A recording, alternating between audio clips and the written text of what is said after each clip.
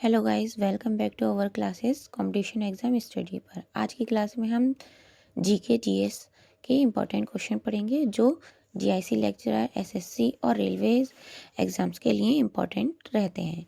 हमारा first question होगा भारतीय संघीय प्रणाली की विशेषता नहीं है, यानी कि जो नीचे ऑप्शन दिए गए हैं उनमें से कौन सी जो भारतीय संघीय प्रणाली है उसकी विशेषता नहीं होगा। फर्स्ट ऑप्शन है दोहरी सरकार, नेक्स्ट संविधान के सर्वोच्चता, प्रधानमंत्री का नेतृत्व या लिखित संविधान। तो हमारे जो भारतीय संघीय प्रणाली है उसकी विशेषता संविधान की सर्वोच्चता भी है और लिखित संविधान भी है और दोहरी सरकार भी। लेकिन जो प्रधानमंत्री का नेतृत्व है ये भारतीय संघीय प्रणाली की विशेषता नहीं होता है। Option third is correct. Next question है हमारा, निम्न में से कौन सा मौलिक अधिकार नहीं है, यानी कि जो हमारे मौलिक अधिकार हैं संविधान में उनमें कौन सा मौलिक अधिकार इन ऑप्शंस में नहीं होता है, यानी कि जो ऑप्शन दिए गए हैं वो मौलिक अधिकार में शामिल नहीं है। फर्स्ट ऑप्शन है समानता का अधिकार, नेक्स्ट धर्म का अधिकार या स्वतंत्रता का अधिकार या समान आवास का अधिकार।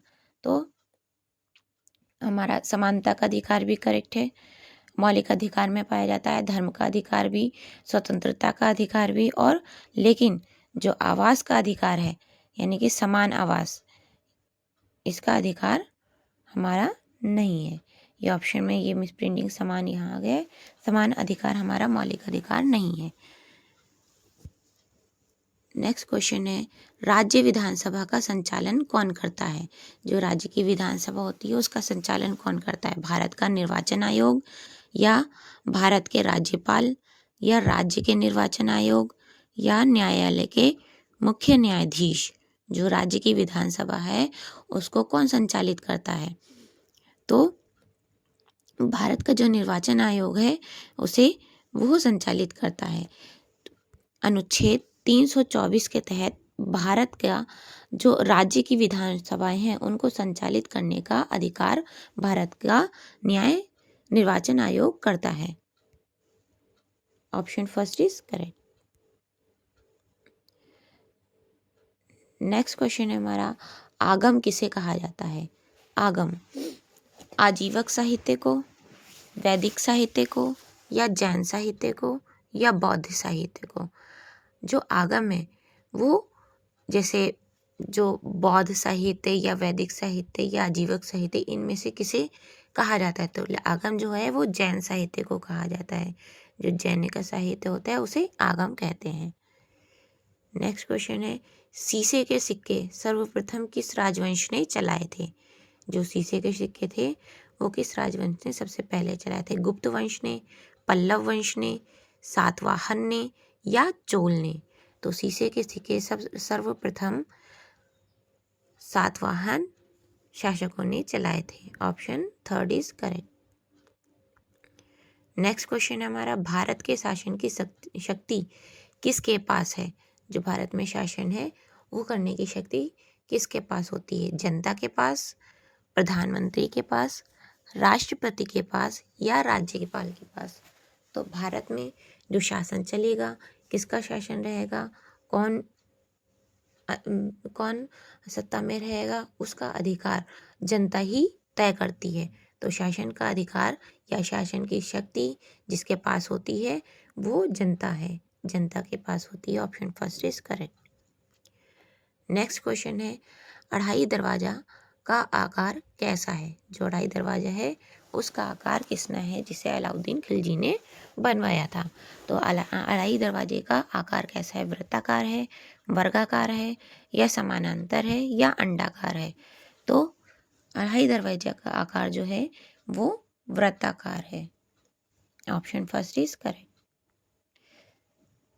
नेक्स्ट क्वेश्चन, अढ़ाई दरवाजे का निर्माण किसने कराया? ये मैंने अभी अभी आपको बताया है।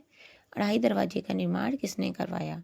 इल्तुतमिश ने, अलाउद्दीन खिलजी ने, अकबर ने या रजिया सुल्तान ने? Correct option is Alauddin Khilji. अढ़ाई दरवाजे का निर्माण अलाउद्दीन खिलजी ने करवाया था, जो अभी आपने ऊपर पढ़ा है, जो वृत्ताकार में है। नेक्स्ट क्वेश्चन है हमारा, भारतीय राष्ट्रीय ध्वज को कब कब मान्यता दी गई? जो भारतीय राष्ट्रीय ध्वज है उसे कब मान्यता दी गई? 20 फरवरी 1950 को, या 22 जुलाई 1947 को, या 15 अगस्त 1947 को, या 26 जनवरी 1950 को। तो भारतीय राष्ट्रीय जो ध्वज है उसको मान्यता मिली थी 22 जुलाई 1947 को। ऑप्शन सेकेंड हमारा करेक्ट है। नेक्स्ट क्वेश्चन है, महमूद गजनी किसका पुत्र था?